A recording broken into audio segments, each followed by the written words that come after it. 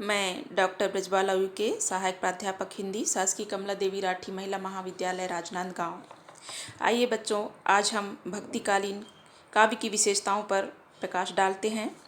आचार्य रामचंद्र शुक्ल ने 1375 से 1700 ईस्वी तक का समय भक्तिकाल का माना है। आदिकालीन राजनैतिक उथल पुथल से संत्रस्त समाज धर्म एवं ईश्वर साधना की ओर उन्मुख हो रहा था। सुरा एवं सुंदरी तथा असी की झंकार का स्थान कृष्ण की वंशी और राम के तुणीर ने ले लिया। भक्तिकाल में भक्ति की अजस्र धारा प्रवाहमान होने लगी। भक्तिकाल को अग्र तालिका से समझा जा सकता है। भक्तिकाल निर्गुण भक्ति, सगुण भक्ति। तो निर्गुण भक्ति को हम संत काव्य एक इसके अंतर्गत आएगा, दूसरा है जो सूफी काव्य।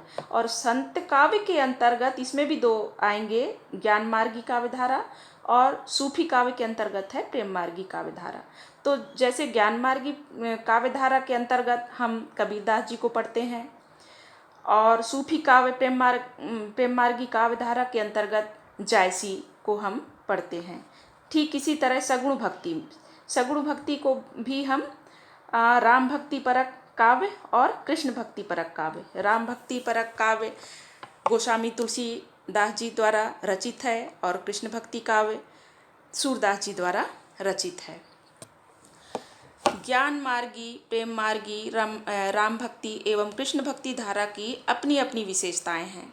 इन समस्त धाराओं से 1375 ईस्वी से 1700 ईस्वी तक लिखा गया साहित्य रस प्राप्त करता रहा। भक्तिकाल की विशेषताओं को हम इन धाराओं के प्रकाश में ही देखेंगे। सामान्यतः भक्तिकाल की जो विशेषताएं हैं उन पर ही आज हम आप लोगों से चर्चा करेंगे। भक्ति भावना। भक्तिकालीन काव्यों की प्रमुख विशेषता का यह मतलब प्रथम पॉइंट होगा उनकी भक्ति भावना है। चारों धाराओं के समस्त कवियों में भक्ति तत्व समाहित थे। भक्ति का परम उद्देश्य था ईश्वर की प्राप्ति। निर्गुणपंथी कवियों ने ईश्वर को निराकार माना। सगुणपंथी कवियों ने राम एवं कृष्ण के साक्षात स्वरूप की पूजा अर्चना कविता के माध्यम से की। इस काल के समस्त कवि अपनी आस्थाओं के प्रति प्रतिबद्ध थे। कबीर की मान्यता थी, सांध संगति हरि भक्ति बिन कछु ना आवहीं हाथ। बिल्कुल सही कहा है कबीरदास जी ने। बिना सत्संग के कुछ भी हम अच्छाई की प्राप्ति नहीं कर सकते। इसी प्रकार जायसी आदि सूफी कवियों ने अपनी लौकिक गाथाओं में प्रेम और भक्ति को व्यक्त किया है। इधर सूर, तुलसी, रसखान आदि तो अपने आराध्य पर नेछावर थे। सूर अपने कृष्ण के बिना अनंत कहाँ सुख पावें वाली स्थिति में हैं। रसखान अपने गोपाल पर सब कुछ नेछावर करने को तैयार हैं। इस प्रकार भक्ति के माध्यम से ईश्वर आराधना करना इस काल का मूल मंत्र है। भक्ति काल को जैसा कि हिंदी जगत में स्वर्ण युग के नाम से भी जाना जाता है। इसका अगला पॉइंट होता है नाम स्मरण की महत्ता। भक्ति भावना के बाद नाम स्मरण की महत्ता। भक्तिकालीन संत कवियों ने प्रभु के नाम स्मरण पर विशेष बल दिया। नाम स्मरण किसी अंधविश्वास के कारण नहीं, बल्कि मनोवैज्ञानिक आधारों के कारण किया गया। नाम स्मरण वह तत्व है जिससे मनुष्य की चित्तवृत्तियां भटकना छोड़कर ईश्वर पर केंद्रित हो जाती हैं। नाम स्मरण से साधक की साधना भी भलीभूत होती है। गुरु की महत्ता।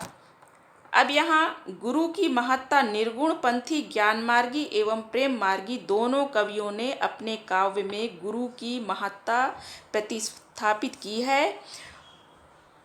गुरु सुआ जेहि पंथ दिखावा, बिनु गुरु जगत को निर्गुण पावा। ये चीज जायसी जी ने कहा है।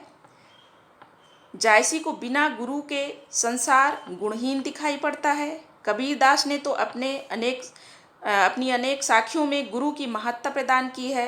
वे गुरु को प्रभु के समतुल्य भी मानते हैं।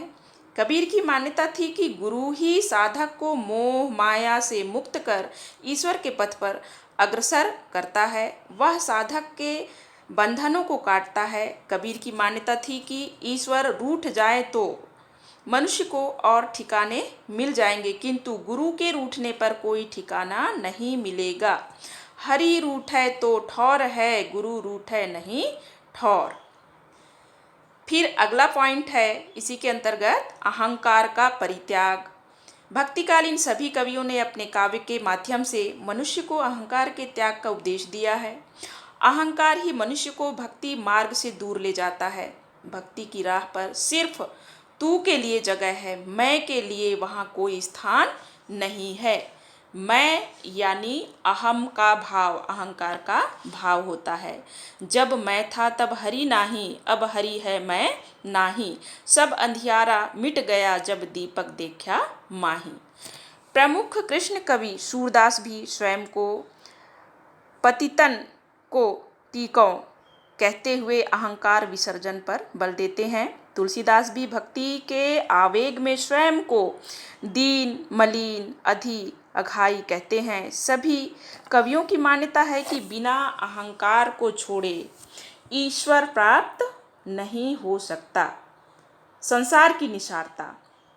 इन जो भक्तिकालीन जितने भी कवि हुए हैं, इनका कहना है कि भक्ति काल के प्रायः सभी कवि इस संसार को क्षणभंगुर एवं शीघ्र नष्ट होने वाला मानते हैं। यह संसार उनकी दृष्टि में विषय वासना मोह माया का केंद्र है एवं असार है। यही कारण है कि इस काल के कवि ईश्वर भक्तों को सांसारिकता छोड़ने एवं प्रभु चरणों में रत होने की सीख देते हैं। पानी केरा बुदबुदा असमानुष की जात, देखत ही छिप जाएगा ज्यों तारा प्रभात। यह पंक्ति कबीरदास जी की है। इन्होंने जीवन को पानी में जो बुलबुले उठते हैं उसी तरह बताया है। मतलब इतना क्षणिक है हमारा जो जीवन है, इतना क्षणिक है। जैसे पानी में बुलबुले बनते हैं और फिर फूट जाते हैं, उसी तरह हमारा जीवन है, क्षणिक है, बहुत अल्प समय के लिए है। ठीक उसी तरह जैसे तारे दिखाई देते हैं आसमान में कुछ क्षण के लिए, कुछ समय पश्चात फिर वो विलुप्त हो जाते हैं, वैसा ही हमारा ये मानव जीवन है, क्षणभंगुर। इसीलिए इन कवियों ने कहा है, मतलब ज्ञान मार्गी कवियों ने इसकी पुष्टि की है कि हमारा जो जीवन है वो क्षणभंगुर है। फिर ये कबीरदास जी की कही हुई बात ही मैं बता रही हूँ। जाति भेद एवं अंधविश्वासों का भी इन्होंने खुलकर विरोध किया है। भक्तिकालीन समस्त कवियों ने ऊंच नीच छुआछूत जाति भेद का विरोध किया। इन कवियों की मान्यता थी कि ईश्वर ने मनुष्य बनाया है, तब उसने कोई भेद नहीं किया, तो अब हमें भेदभाव करने का कोई अधिकार नहीं है। जातिगत भेदभाव से भक्ति भावना में कोई अंतर नहीं पड़ता। शूद्र भी ईश्वर के दर्शन एवं भक्ति की उतना ही अधिकारी है जितना कि ब्राह्मण। आचरण की शुद्धता। अगला पॉइंट है आचरण की शुद्धता। भक्ति काल के सभी कवियों ने आचरण की शुद्धता पर बल दिया है। ये भक्ति का एक अनिवार्य अंग है। आचरण की शुद्धता तभी संभव होगी जब भक्त सभी विषय वासनाओं से मुक्त, हृदय से निर्मल, कनक कामनी से दूर एवं दुष्प्रभावों से परे हो। तुलसी ने हृदय की शुद्धता पर बल देते हुए लिखा है, निर्मल मन जन सो मोही पाना, मोही कपट छल छिद्र न भावा। कबीर ने लिखा है, कबीर संगत साधु की बेगी करी जग जाए, जो मति दूरी गवाई कै देती सुमति बताए। सूर, तुलसी, जयसी आदि सभी भक्त कवियों ने मन की विषय वासनाओं, काम, क्रोध, मद, मोह, लोभ आदि से मुक्त रहने तथा इंद्रिय निग्रह आदि पर बल दिया है। अगला पॉइंट है समन्वय की चेष्टा। भक्ति काल के लिए प्रायः सभी कवियों में समन्वय की चेष्टा मिलती है। यह समन्वय जीवन के सभी क्षेत्रों में मिलता है, धार्मिक, सामाजिक, राजनैतिक, सांस्कृतिक आदि। उस समय सभी क्षेत्रों में फैली अव्यवस्था के कारण सामाजिक जीवन उच्छृंखल और नीरस हो चुका था। इन भक्त कवियों ने प्रायः जीवन के सभी क्षेत्रों में समन्वय स्थापित करने का प्रयास किया है और जीवन को संयमित एवं सरस पाया है। कबीर ने हिंदू मुस्लिम संस्कृति के समन्वय की चेष्टा की है। जायसी ने अपनी प्रेम कहानियों के द्वारा हिंदू मुस्लिम संस्कृति के समन्वय की चेष्टा की है। तुलसीदास का समस्त साहित्य ही समन्वय की विराट चेष्टा है। अब भक्ति काल के अंतर्गत ही हम ज्ञानाश्रयी शाखा की विशेषताओं पर भी थोड़ा प्रकाश डालेंगे। भक्ति काल में 4 काव्य धाराएं पुष्पित एवं पल्लवित हुई हैं। इन समस्त धाराओं में संत कवियों की ज्ञानमार्गी धारा का अपना विशिष्ट स्थान है। ज्ञान तत्व की प्रधानता होने के कारण इन्हें ज्ञानमार्गी कवि कहा गया था। ज्ञानमार्गी शाखा पर आदिकालीन सिद्धों एवं नाथों से संबंधित साहित्य का व्यापक असर दिखाई पड़ता है। ज्ञानमार्गी कवि ईश्वर के निर्गुण निराकार स्वरूप की उपासना को महत्व देते थे। संत कबीरदास इस धारा के महत्वपूर्ण कवि थे। इस धारा की जो सामान्य विशेषताएं हैं उन पर ही हम चर्चा कर रहे हैं। ईश्वर का निर्गुण स्वरूप। ज्ञान मार्गी कवि ईश्वर के निर्गुण स्वरूप की आराधना पर जोर देते थे। अपने काव्य में इन कवियों ने राम एवं अन्य देवी देवता का नाम भी लिया है, किंतु उन्हें निराकार ब्रह्मा का प्रतीक माना है। कबीरदास के राम दशरथ के पुत्र राम नहीं हैं, बल्कि ब्रह्मा स्वरूप हैं। निर्गुण राम जपहि रे भाई, अविगत की गति लखी न जाई। एक और हम देखते हैं जो तुलसीदास जी हैं, वो भी राम के भक्त हैं, लेकिन सगुण उपासक हैं वो। और एक तरफ जो कबीरदास जी हैं वो भी राम के भक्त हैं, लेकिन वो निर्गुण निराकार पर ब्रह्म परमेश्वर की आराधना करते हैं।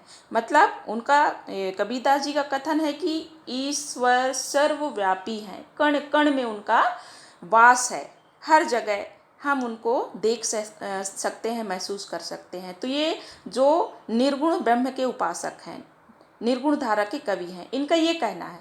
लेकिन जो सगुण मार्गी कवि हैं, जैसे तुलसीदास हैं, सूरदास हैं, ये मूर्ति पूजा को महत्व देते हैं। और जो हम आँखों से देखते हैं, मंदिर जाते हैं, तो उस मूर्ति पूजा को इन्होंने महत्व दिया है। वहीं पर कबीरदास जी ने मूर्ति पूजन का खंडन किया है, घोर विरोध किया है ना। उन्होंने कुछ पंक्तियाँ कही हैं जो मैं बता रही हूँ। पाहन पूजे हरि मिले तो मैं पूजूं पहाड़, याते ये चाकी भली पीस खाए संसार।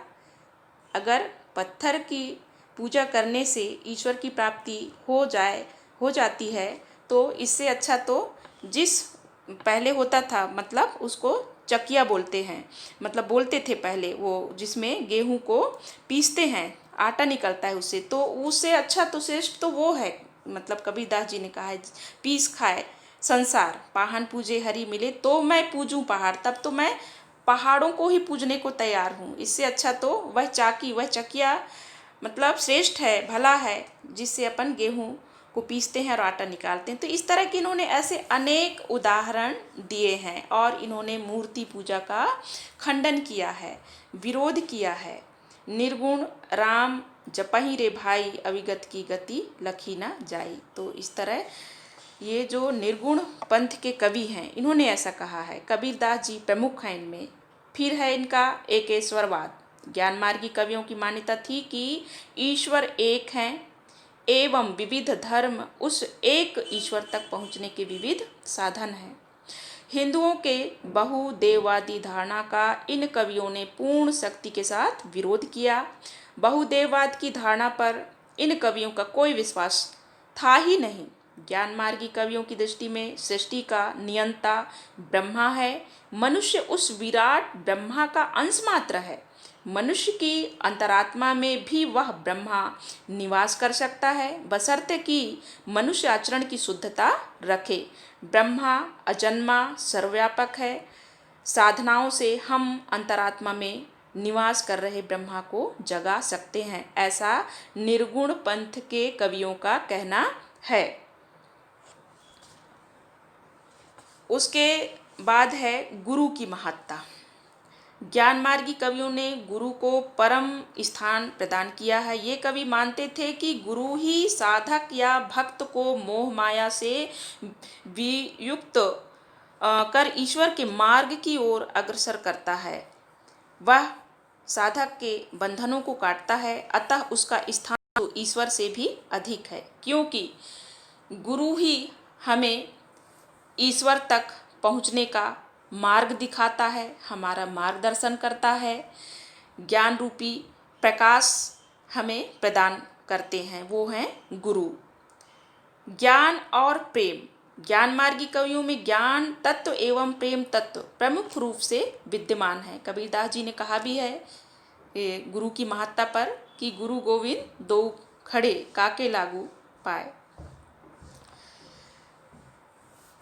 तो सर्वप्रथम हम गुरु को ही महत्व देते हैं, गुरु का ही चरण स्पर्श करते हैं, क्योंकि गुरु ही हमें ईश्वर तक पहुँचने का मार्ग बताते हैं, हमारा मार्ग प्रशस्त करते हैं, हमारा मार्गदर्शन करते हैं। और गुरु के उपदेशों के माध्यम से ही हम ईश्वर की प्राप्ति कर सकते हैं, ईश्वर तक पहुँच सकते हैं। ज्ञान मार्गी कवियों में ज्ञान तत्व एवं प्रेम तत्व प्रमुख रूप से विद्यमान था। उनका ज्ञान कागज की लेखी तक सीमित नहीं था, बल्कि आँखन की देखी। कबीरदास जी ने कहा है कि तू कहता कागज की लेखी, अर्थात तुम वो कह रहे हो जो किताबों में लिखा हुआ है, कागजों में लिखा हुआ है, लेकिन मैं वो कह रहा हूँ जो मैंने अपनी आँखों से देखा है। तू कहता कागज की लेखी, मैं कहता आँखिन की देखी, पर आधारित ज्ञान पर ही विश्वास करते थे। पुस्तकीय ज्ञान से भिन्न उनका ज्ञान है। पुस्तकीय ज्ञान के वे घोर विरोधी थे। पोथी पढ़ी पढ़ी जग मुआ, पंडित भया न कोय, ढाई आखर प्रेम का पढ़ाई सो पंडित होय। बहुत अच्छी बात कही है इन्होंने। बिल्कुल जो ये महसूस करते थे, जो ये देखते थे, वही बात करते थे, ना कि कहीं से पढ़कर। बहुत पढ़े लिखे भी नहीं थे कबीरदास जी को हम हिंदी जगत में कवि के रूप में कम और समाज सुधारक के रूप में ज़्यादा जानते हैं। उनका ज्ञान अनुभूति से भिन्न नहीं है। वे प्रेमानुभूति को ही ईश्वर का ज्ञान, बोध या अनुभव मानते हैं। वही उनके लिए ईश्वर प्राप्ति का संबल है। सतगुरु द्वारा साधक के हाथ में दिया हुआ दिया प्रभु ज्ञान का ही दीपक है। रहस्यानुभूति। रहस्यानुभूति सभी ज्ञानमार्गी कवियों के काव्य में रहस्यानुभूति का तत्व प्रमुखता से विद्यमान है। ज्ञानमार्गी कवियों के काव्य में ईश्वर प्रेम की मार्मिक अनुभूतियाँ व्यक्त हुई हैं। आत्म रूपी प्रेमिका एवं परमात्मा रूपी प्रिय के विरह चित्रण के अनेक मार्मिक दृश्य इन कवियों ने उपस्थित किए हैं। इन कवियों के विरह चित्रण में सामान्य लौकिक जगत के विरह से अधिक विरह दिखाई पड़ता है। पारलौकिक विरह की सघनता ही इन कवियों की मुख्य विशेषता है। विरह के प्रभावी दृश्यों की छटा दृष्टव्य है। कै विरहीन कु मीच दे, कै आया आपा दिखलाई, आठ पहर का दाक्षिणा मोसो सहाना जाई। मतलब यहाँ आत्मा रूपी विरहिणी परमात्मा के लिए विलाप कर रही है कि यह आठों पहर का कष्ट दर्द मुझसे सहा नहीं जा रहा है, या तो प्रभु मुझे आप दर्शन दें या फिर मृत्यु दे दें। इसी प्रकार ये कबीर की ही पंक्तियां हैं। इसी प्रकार जिज्ञासा, प्रभु मिलन, विरह मिलन, आनंद आदि की मार्मिक अनुभूतियां ज्ञान मार्गी काव्य में मौजूद हैं। फिर अगला पॉइंट है जिस पे हम चर्चा करेंगे, अहम का परित्याग। ज्ञानमार्गी कवियों का विश्वास था कि यदि हम अहंकार का परित्याग नहीं करेंगे तो ईश्वर की प्राप्ति असंभव है। अपने काव्य में इन कवियों ने जगह जगह अहंकार का विरोध किया है। आचरण की शुद्धता पर भी इन्होंने बल दिया है। ज्ञानमार्गी कवियों ने अपने काव्य के माध्यम से आचरण की शुद्धता पर बल दिया है। मोह, माया, धन, संपत्ति, काम, वासना, लोभ, प्रीति, भोग, विलास आदि तत्व ही हमें ईश्वर से दूर रखते हैं। सबसे पहले हमें इन्हें छोड़कर निष्काम भक्ति की ओर मन लगाना होगा, तभी हमें ईश्वर प्राप्त हो सकता है। माया को तो कबीर ने महाठगनी की उपाधि से ही विभूषित कर दिया है। फिर जातिगत भेदभाव का भी इन्होंने विरोध किया है। ज्ञानमार्गी कवि जाति पाति के भेदभाव को नहीं मानते थे। छूत अछूत, ऊंच नीच की व्यवस्था मनुष्य ने बनाई है। ईश्वर ने मनुष्य के साथ समानता का बर्ताव किया है, अतः भेदभाव स्थापित करने का अधिकार मनुष्य को नहीं है। ब्राह आडंबरों का भी इन्होंने विरोध किया है। ज्ञानमार्गी कवियों ने धार्मिक ब्राह आडंबरों का डटकर विरोध किया है। कबीर ने हिंदू एवं मुस्लिम दोनों को जमकर फटकार लगाई है। हिंदू एवं मुस्लिम धर्म के खोखलेपन, रूढ़ियों एवं अंधविश्वासों को उन्होंने अपने काव्य के माध्यम से निरूपित किया। जब तिलक, पूजा, व्रत, रोजा, मंदिर, मस्जिद सभी का उन्होंने डटकर विरोध किया। मन की शुद्धता पर उन्होंने बल दिया एवं पाखंडी लोगों को फटकार लगाई। काकर पाथर जोरी के मस्जिद लई बनाई, ताचढ़ी मुल्ला बांग दे क्या बहिरा हुआ खुदाई। बिल्कुल सही कहा है कबीरदास जी ने।